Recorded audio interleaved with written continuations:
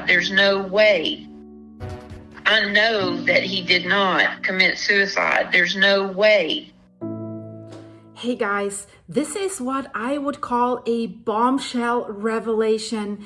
A friend of John Burnett, he's the whistleblower against Boeing that was found unlived just recently in his car, and he was sitting in his car on the parking lot of his hotel. And if you're wondering why I'm speaking a little weird and making these signs, unfortunately these days, and I tell you the world has gone nuts, you cannot say certain words anymore, or especially YouTube and its advertisers feel highly offended, and then you get your video demonetized. So a lot of YouTubers are facing these problems, and I was always out there, silky, blah, blah, blah, blah, blah. And there were some nice people that weren't me, say, don't say these words, because the algorithm automatically flags these words and you can't.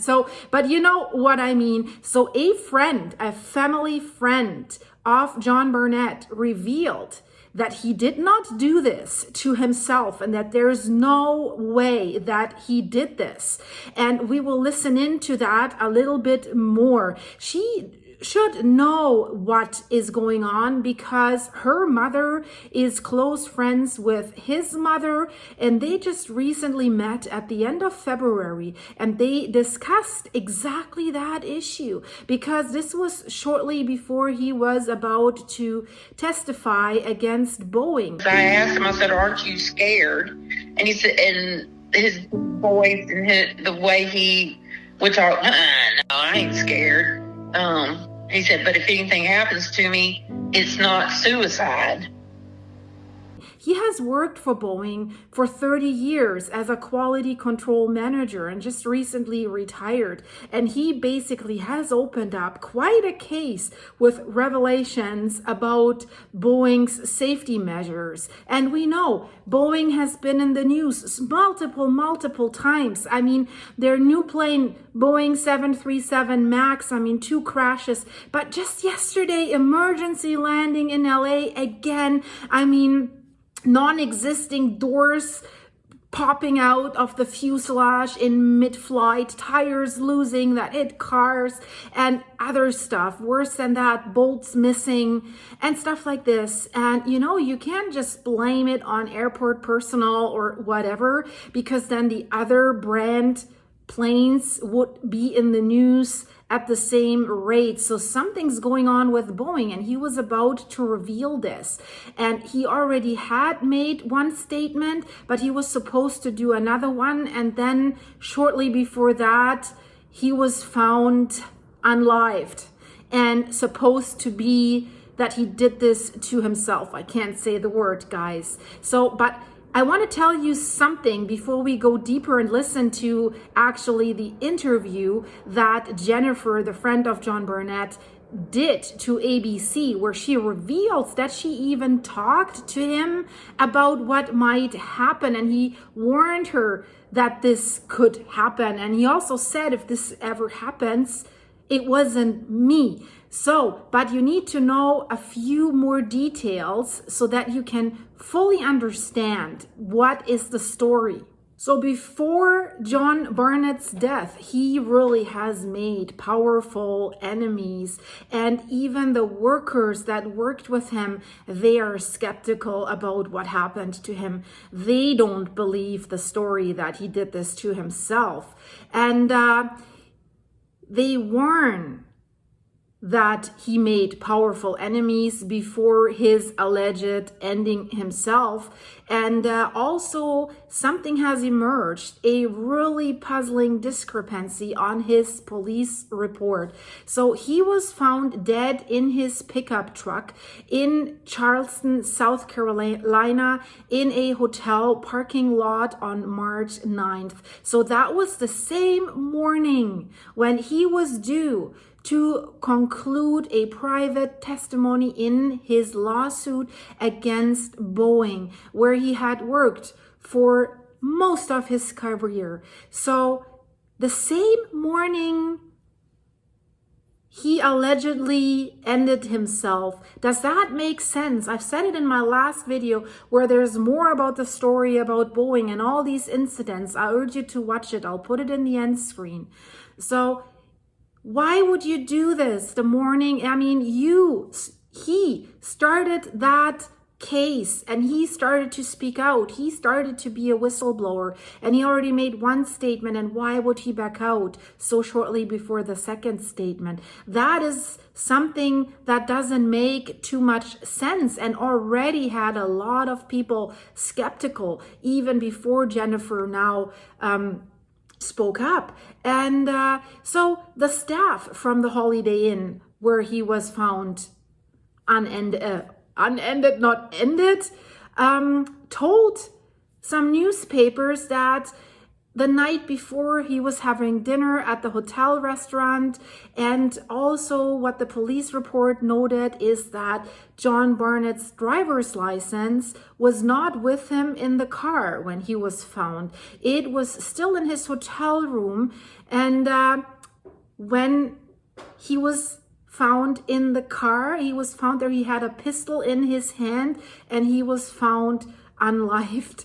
I'm having problem to say that word, so I just want to, it's so ridiculous, guys, but you have to play the game. That's unfortunate. So his lawyers, of course, they tried to reach him that morning because they were supposed to go to the next deposition and they couldn't reach him on the phone. That's why they called the hotel and they requested a welfare check. So a hotel staff member found him in the truck while he was trying to do that welfare check request. And then this worker alerted the police, and they found him still holding that pistol, and then he had a wound from this in his head. So there is an investigation on this circumstance still ongoing, and there are employees at the local Boeing plant where he was working as well. He was retiring there in 2017, and the workers are saying that the whole community is shaking up. And one employee has spoken to the Post, to a newspaper, on the condition of anonymity, and the workers said that they're all skeptical about the cause of his becoming unlived, and which has now primarily being labeled that he did this to himself. So they're saying, the worker is saying, it actually gives me a pit in my stomach because of what he's been saying, and now he's not here anymore. So maybe he did this to himself, but maybe not. And I don't know what to believe, the worker said. We don't really talk about it on the assembly line. We're on camera from the minute we go to the property. They can hear us. No one wants to talk about it at work. But a lot of people are skeptical because he made some pretty powerful enemies. Wow. So full surveillance at work, in not only camera recording, but they also seem to allegedly record what workers are saying. What world are we in, guys? There were a lot of science fiction movies in the past, and basically this is becoming true. There was another Boeing employee who spoke out and said, nothing surprises me when it comes to Boeing. It is a good job, but you've got to stay in line. If you don't, you won't work there anymore. So Boeing did not directly address the claims, but they made a statement and they said, we are saddened by Mr. Barnett's passing and our thoughts are with his family and friends. The police right now has not indicated that Boeing is under any investigation or suspected of any foul play.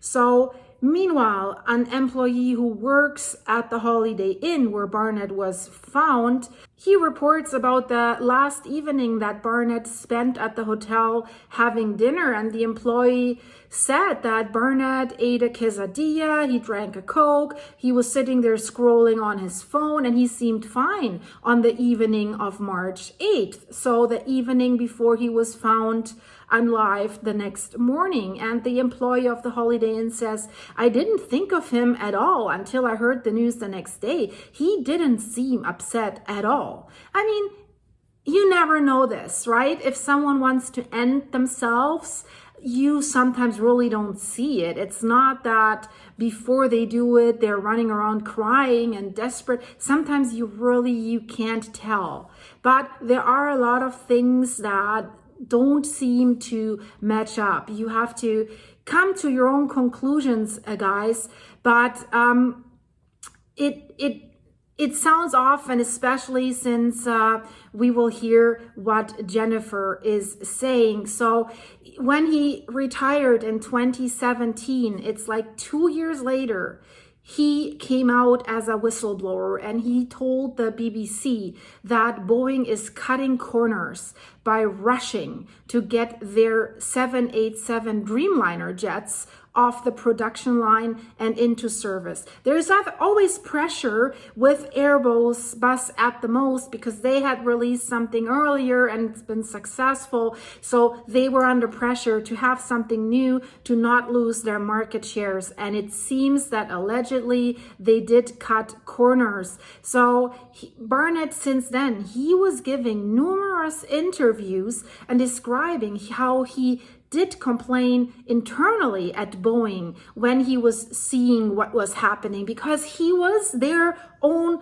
quality control manager. And if the person you hire to do that tells you something's wrong, you should listen. But guys, if you're following my channel, you have seen the Titan submersible videos where the OceanGate CEO, Stockton Rush, basically brought himself and 4 other people to death by completely ignoring the safety warnings from the whole submersible community. And he even employed one of his good friends who was an expert in submersibles. And this guy warned him multiple times. And another engineer that he hired, a very seasoned engineer, he fired him for criticizing. So why do you even hire them in the first place if you don't want to hear their concerns?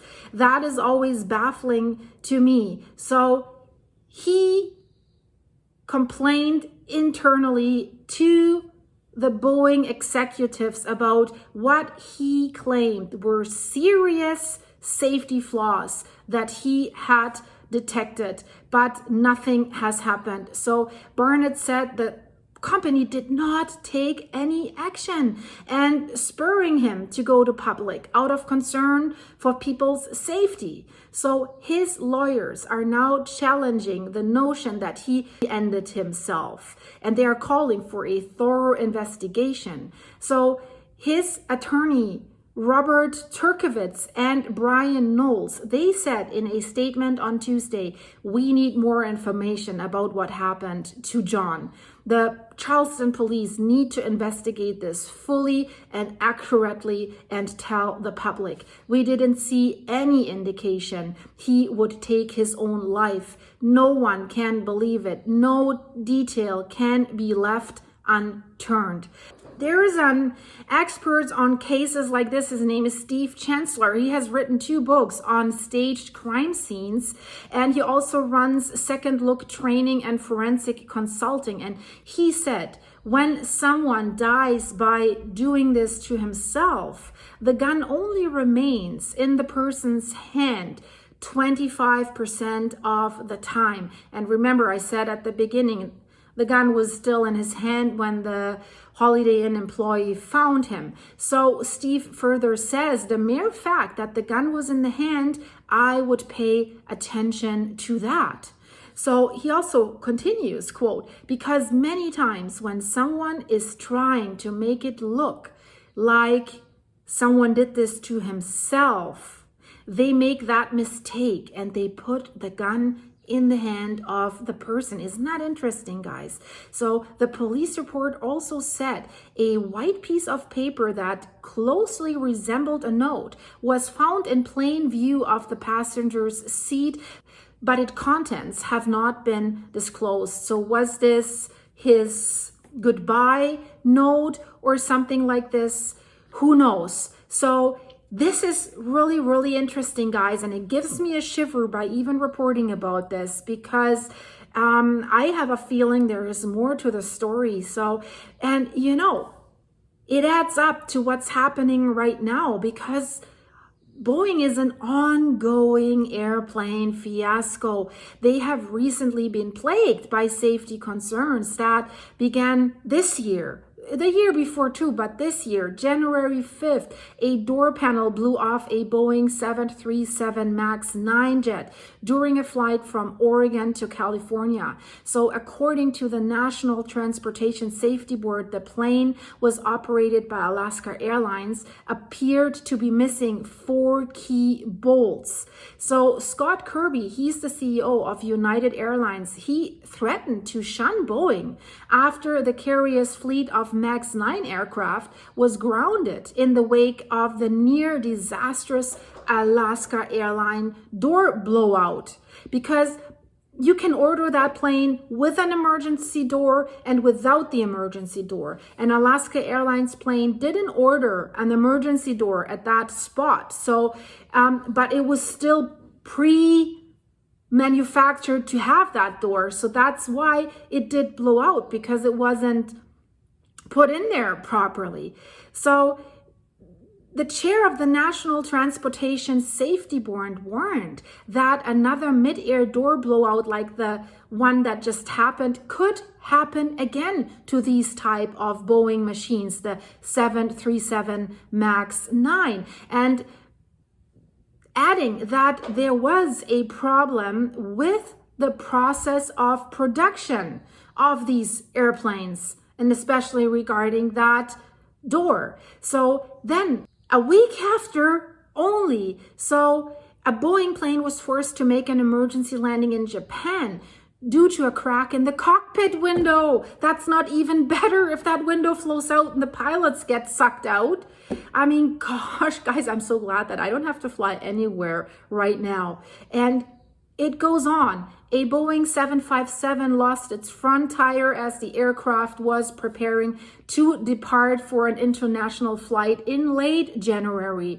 At Atlanta International Airport, a Delta flight that was bound for Bogota, Colombia, was taxiing across the runway into takeoff position when another plane alerted the control tower that something was wrong with that plane. So later, a UK passenger was alarmed after noticing pieces of tape on the exterior of a Boeing 787 during a flight to India, and he released shocking photos about that.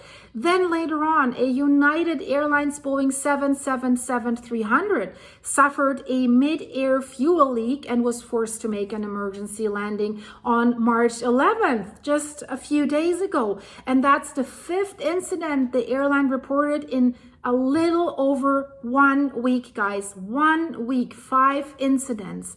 So that's why John Barnett probably has raised safety concerns at the airline's factory, and he provided his first testimony at this bombshell lawsuit against Boeing, and now he's not here anymore. Is that a coincidence? Well, I don't know. You have to make your own opinion, because that second part of his testimony that he wanted to give on that morning where he was found probably would have revealed so much more. But his lawyers, and that's the good thing, they know what he was about to say, and they want to proceed with the lawsuit against Boeing. So they're not giving up. So hopefully his being not here anymore does not mean that things that he wanted to reveal will not be revealed. So this is captivating, guys. I will keep you updated about this. Stay tuned. Watch the video in the end screen. There you can learn more about what happened in the past. There's things going on. We're waiting for a potential eruption in Iceland, or maybe not.